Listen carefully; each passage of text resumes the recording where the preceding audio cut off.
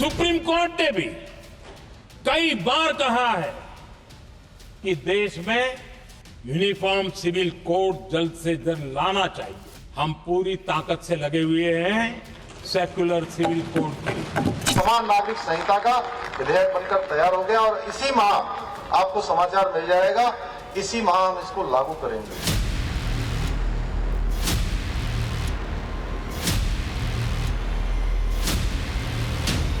बाद में भारतीय जनता पार्टी की सरकार हर राज्य में कॉमन सिविल कोड लेकर आए। भारत तो कह रहा है कि साहब भारत के अंदर अल्पसंख्यक और बहुसंख्यक का भेद समाप्त होना चाहिए, सब लोगों पे एक समान कानून लागू होना चाहिए।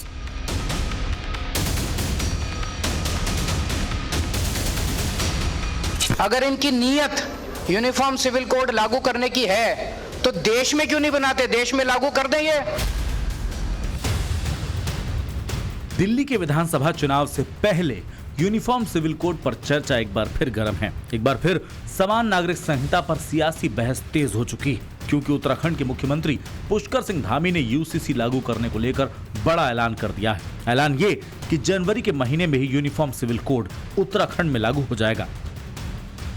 ये गौरव देवभूमि उत्तराखंड को प्राप्त हो गया है कि समान नागरिक संहिता का विधेयक बनकर तैयार हो गया और इसी माह आपको समाचार मिल जाएगा, इसी माह हम इसको लागू करेंगे। और ये गंगोत्री देवभूमि उत्तराखंड से निकली है। समान नागरिक संहिता की गंगोत्री भी पूरे देश को लाभान्वित करने वाली है आने वाले समय में। सियासी गलियारों में अब बहस सीएम धामी के इस ऐलान की टाइमिंग को लेकर तेज हो चुकी है। दिल्ली के चुनाव में पड़ने वाले इसके साइड इफेक्ट पर चर्चा होने लगी। कहने वाले तो यहां तक कह रहे हैं कि उत्तराखंड में यूसीसी पर इस बड़े ऐलान से साफ हो गया कि दिल्ली विधानसभा चुनाव भी बीजेपी हिंदुत्व के एजेंडे के साथ ही लड़ने जा रही है, क्योंकि 5 फरवरी को दिल्ली में विधानसभा चुनाव होना है और इससे करीब एक हफ्ता पहले 26 जनवरी को उत्तराखंड में यूसीसी को लागू किए जाने की चर्चा तेज है। जनवरी माह में हमने पहले ही इसके बारे में कहा है कि हम जनवरी माह में पूरी तरह से उसको लागू कर देंगे। एक्ट हमारा बन चुका है, उस पर प्रशिक्षण है, उसमें अन्य प्रकार की तैयारियां हैं। हजारों लोग उस यूसीसी के क्रियान्वयन में भाग लेंगे, उन क्रियान्वयन करेंगे, तो वो सब ट्रेनिंग का काम हमारा अंतिम चरण में है और जल्दी वो पूरा हो जाएगा, तो जल्दी हम इसको पूरा करेंगे। सर आशा करें कि 26 जनवरी, आप इंतजार करिए, जल्दी हो जाएगा। उत्तराखंड में यूनिफॉर्म सिविल कोड कब लागू होगा ये फाइनल हो गया है। उत्तराखंड के सीएम पुष्कर सिंह धामी इसी महीने यूसीसी को लागू करने का बड़ा ऐलान कर चुके हैं।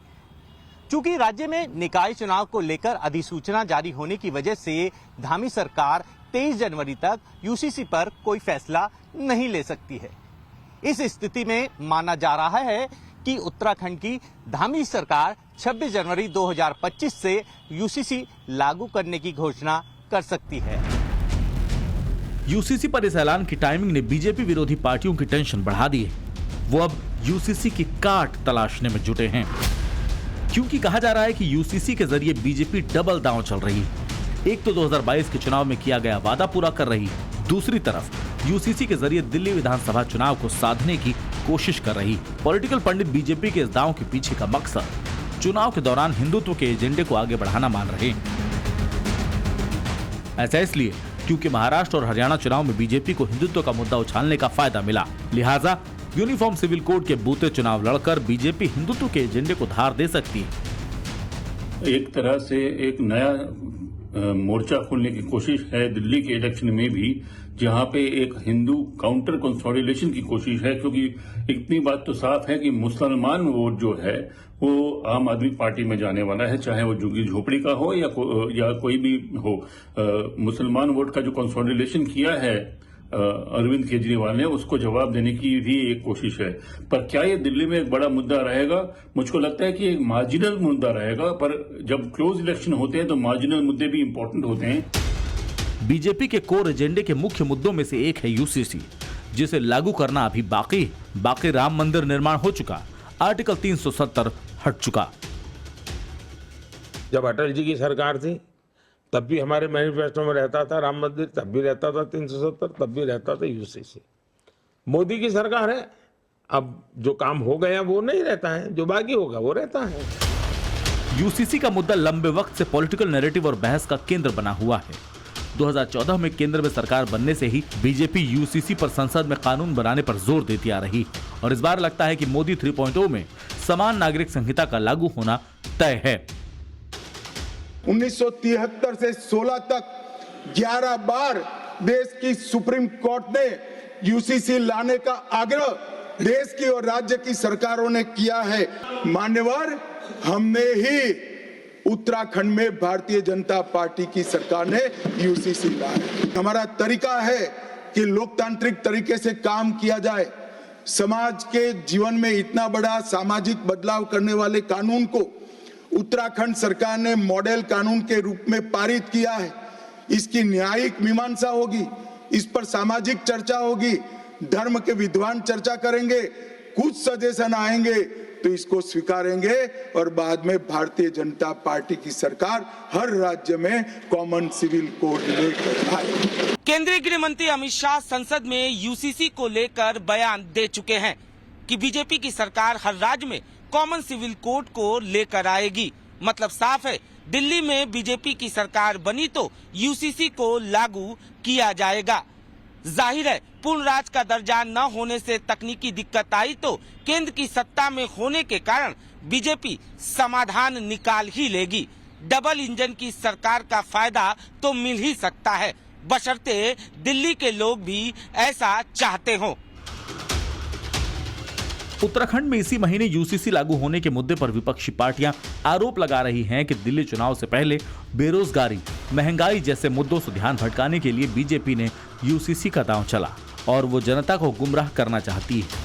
लेकिन बीजेपी यूसीसी को देशहित और असली धर्मनिरपेक्षता वाला कानून बताती है। आम आदमी पार्टी उत्तराखंड के अंदर यूसीसी लागू करने से इसीलिए घबराई है क्योंकि उसको सिर्फ और सिर्फ अपने वोट बैंक की चिंता है। आम आदमी पार्टी को यह समझना चाहिए कि यूसीसी बाबा साहेब भीमराव अंबेडकर के संविधान को लेटर इन स्पिरिट के रूप में इंप्लीमेंट करने के लिए एक कमिटमेंट है। राष्ट्रीयकरण में विश्वास रखने वाली आम आदमी पार्टी, बाबा साहेब भीमराव अंबेडकर का अपमान करने वाली आम आदमी पार्टी, अपने वोट बैंक का सिर्फ ख्याल रखने वाली आम आदमी पार्टी, हिंदुओं से और सनातनियों से नफरत करने वाली आम आदमी पार्टी कभी भी बाबा साहेब भीमराव अंबेडकर के संविधान को रिस्पेक्ट नहीं कर सकती, सनातन की भावना को रिस्पेक्ट नहीं कर सकती। इसीलिए इनको यूसीसी से चिढ़ है। चूंकि अरविंद केजरीवाल की आम आदमी पार्टी की सरकार के खिलाफ सत्ता विरोधी लहर भी हावी है, इसीलिए बीजेपी के लिए स्वाभाविक रूप से स्कोप है। बड़ी संख्या में मौजूद विधायकों के टिकट काटकर अरविंद केजरीवाल ने भी अपने खिलाफ सत्ता विरोधी लहर की बात मान ली। लेकिन दिल्ली के लोग क्या सोचते हैं, दिल्ली की मुस्लिम बहुल विधानसभा सीटों की जनता क्या राय रखती है? सर देखिए, ये कानून से फायदा कुछ भी नहीं होने वाला। बस बीजेपी की एक मानसिकता है कि एक धार्मिक आधार पर एक तबके को दूसरे तबके से ऊपर उठा करके हमें दिखाना है कि ये चुनावी प्रोपेगेंडा है और कुछ नहीं है। अब रहा ये कि इलेक्शन के टाइम ऐसे मुद्दे आते रहते, लोग अपने अपना ख्याल देंगे, बयानात देंगे, हो सकता है उन्हें कुछ फ़ायदा हो। हालांकि उन्हें फ़ायदा हमेशा तासुब से, नफरत से, जहर से, फसाद से। इनका मेन मकसद 1 पॉइंट प्रोग्राम इनका यही है, वोटों का ध्रुवीकरण करना, वोटों को बांटना। और वो बांटेंगे कैसे? हमेशा अल्पसंख्यकों के खिलाफ बोलकर या कोई ऐसे कानून लाकर।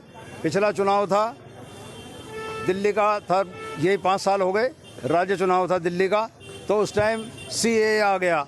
इनको कुछ नहीं लेना यूसीसी से, कुछ नहीं लेना सीएए से, इनको सिर्फ वोटों को बांटना है और अपनी तरफ बहुसंख्यक वोटों को अपने लाके सत्ता में बने रहने का इनका 1 पॉइंट प्रोग्राम है। यूसीसी कानून का हम पुरजोर विरोध करते हैं। मुस्लिम समाज अगर ये कानून आएगा तो हम इसका पूरा बहिष्कार करेंगे।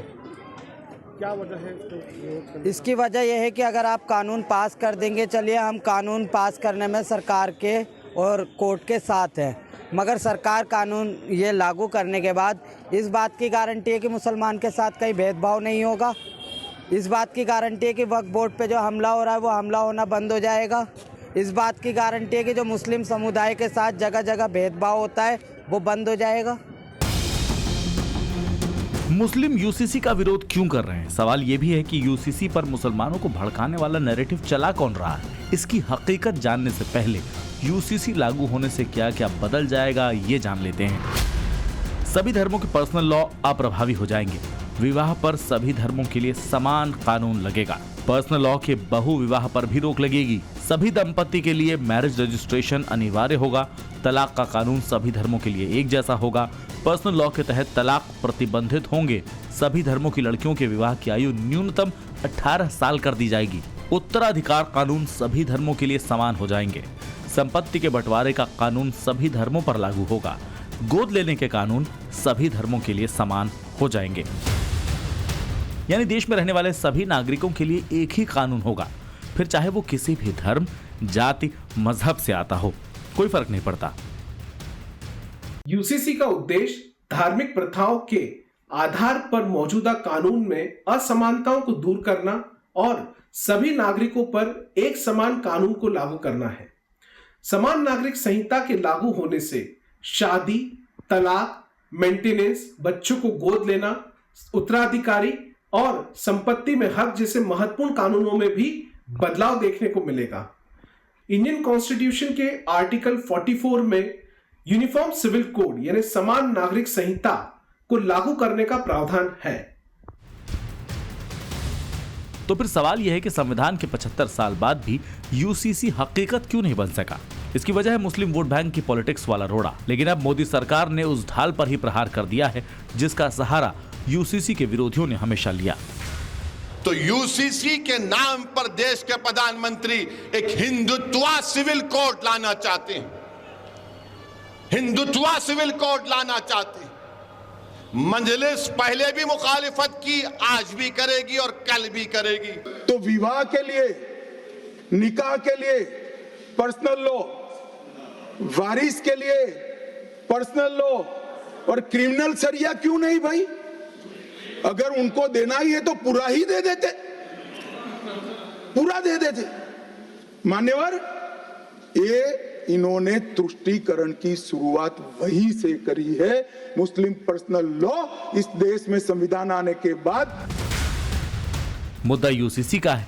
दिल्ली चुनाव में बीजेपी के हिंदुत्व कार्ड खेलने का है, जहां बीजेपी 27 सालों से सत्ता का इंतजार कर रही, जहां बांग्लादेशी घुसपैठियों का मुद्दा पहले से ही छाया हुआ है, जहां अरविंद केजरीवाल ने पुजारियों और ग्रंथियों को सैलरी देने का वादा कर पहले से ही सॉफ्ट हिंदुत्व का दांव चल दिया है। वहां क्या बीजेपी का ये हिंदुत्व कार्ड इतना असरदार हो पाएगा? तो इसके जवाब में जानकार कहते हैं कि क्लोज फाइट में मार्जिनल मुद्दे भी असरदार साबित हो जाते हैं और हरियाणा, महाराष्ट्र की जीत से बीजेपी के कार्यकर्ताओं और समर्थकों में बढ़े जोश को बनाए रखने के लिए ही बीजेपी ने यूसीसी का मुद्दा आगे बढ़ाया है, जिसे प्रधानमंत्री मोदी देश की जरूरत बता चुके हैं। के.एम. मुंशी जी ने कहा था, समान नागरिक संहिता को राष्ट्र की एकता और आधुनिकता के लिए अनिवार्य बताया था। कमा मुंशी जी ने। सुप्रीम कोर्ट ने भी कई बार कहा है कि देश में यूनिफॉर्म सिविल कोड जल्द से जल्द लाना चाहिए। सरकारों को आदेश दिए हैं सुप्रीम कोर्ट ने,